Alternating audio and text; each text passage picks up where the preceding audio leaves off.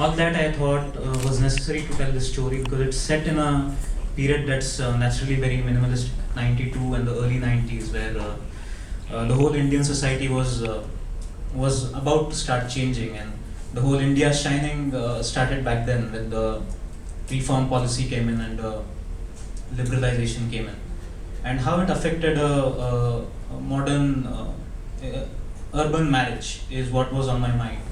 I happened to meet a friend's uncle who's a private detective, and it was very fascinating for me to see that how it will be, how a marriage of a person would be whose main job is to basically break marriages.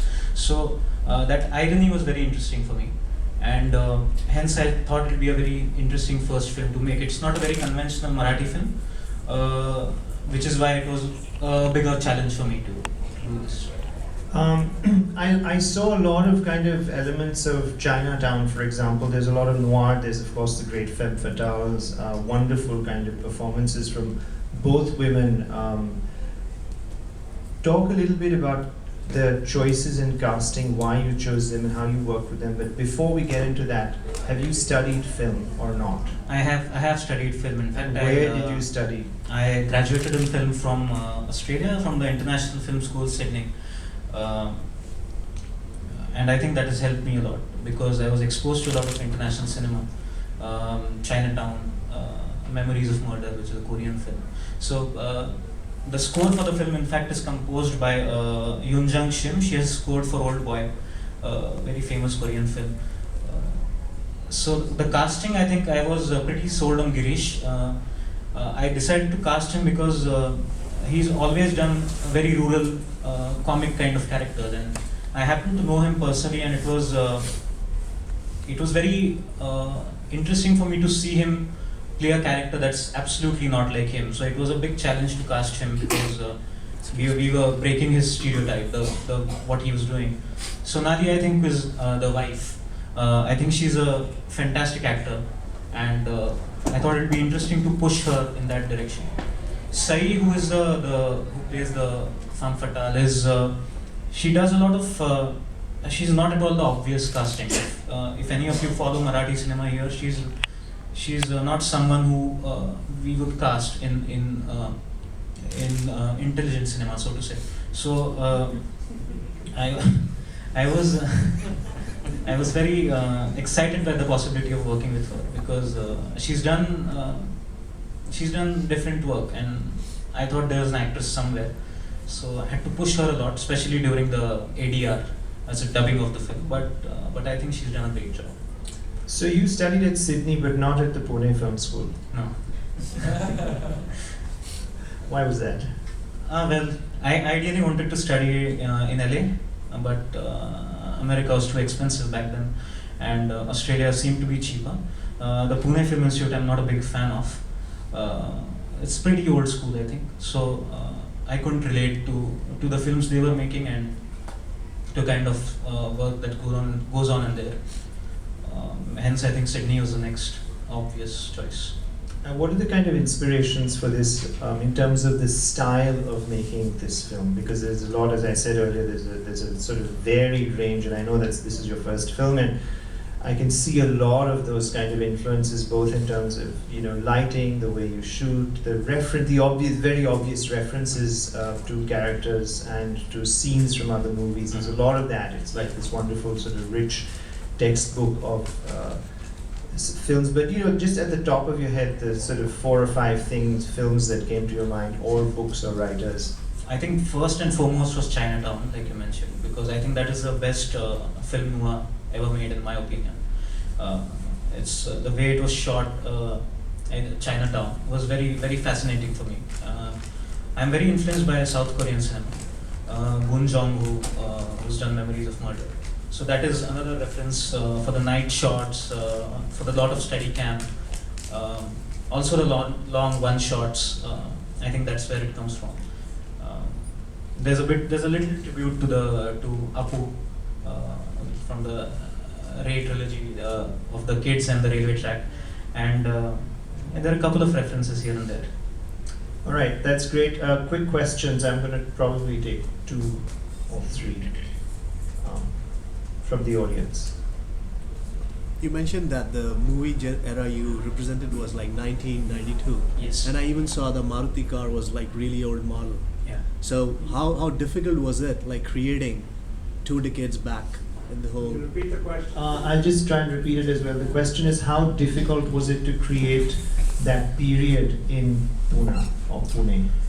It was very difficult for 2 reasons. Firstly, it's not too long ago, because for many people, when you ask when 1992 was, the first answer is 10 years back, and then you realize it's 20. Right.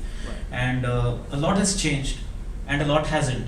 So picking out what has and what hasn't was very tricky. The second big problem was the budget, because it's a very low budget Marathi independent film. So we didn't have the kind of money to do the production design that is necessary. So we had a Facebook page, and we asked people for old vehicles and whatever is in their houses, and basically just stole stuff and made it happen. Nice. It was tough. Thank you. The movie seems to have a lot of genres. There's a lot of drama. We saw a lot of thrilling moments at the end. There's a hint of supernatural also, where the protagonist Amar Apte is imagining Neha Sate when she's dead. So was that a conscious decision? And also, some of the writing was very subtle, with a lot of lighter moments which the audience enjoyed. So is that your next project that's on your mind, that you're trying to write something more lighter and more comic? Well, it is. I think it's very necessary to have those light moments, because it was a very heavy film, right from the beginning, right from the inception of it. It was very heavy, and it is important to have such breathers where people can relax and laugh a little. We also wanted them to laugh at us, so that's why some scenes were short. So we are taking a piss out of ourselves also in some moments. Like when she dies, it was a very conscious choice to make it funny. I don't know if anybody laughed here, but it was conscious. It was not a mistake. And as far as the different genres goes, I personally don't believe in slotting a film in a genre. I think it's a journey of a character.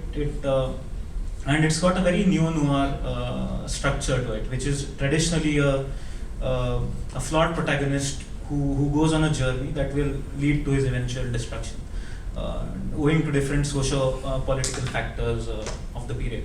So that is what it basically is.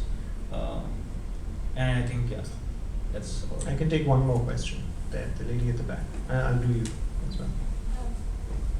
Class seems to be a big part of the noir genre, and here you clearly see a protagonist who's starting in this kind of low middle class milieu, and his motivation seems to be affordability, or at least that's why. So I was wondering if you had any reflection on that. I didn't get it. Sorry. Social class affordability Yeah. seems to be very much a part of this genre. Noir. Yeah, that's the whole point. That it's wanting to scale up. It's about finding happiness in the wrong places. That's what has happened to especially the Maharashtrian middle class over the last 20 years. That we started looking in the wrong places, and the idea of happiness has become very subjective. So to say, it's very askew. So and that is traditionally noir. Is a flawed protagonist from generally a troubled background, which who wants to scale up in life, and how that always kind of sucks. You, sir. Hi. This is not really a question, it's more of a comment, but I know you did have the production budgets to do this, but I wish we had seen more of Pune in the movie, just because I'm from Pune myself. When the film is not about Pune, it's Well, I about know that, yeah. it's we very painstakingly created Deccan Talkies, which no longer exists. There were slight moments. If you listen to the film carefully, there's a lot of sound that is very Pune specific. There is in Pune. If you've stayed in Pune during the time, there used to be a horn that went out. It was a mill signal. So that's there in the sound. So the sound was very painstakingly done, because, like you said, there's no budget. So we couldn't really push it. But that said, we would have had it been necessary to the film. It wasn't. Thank you, everyone, and thank you for coming to the screen. Thank you, Nikhil.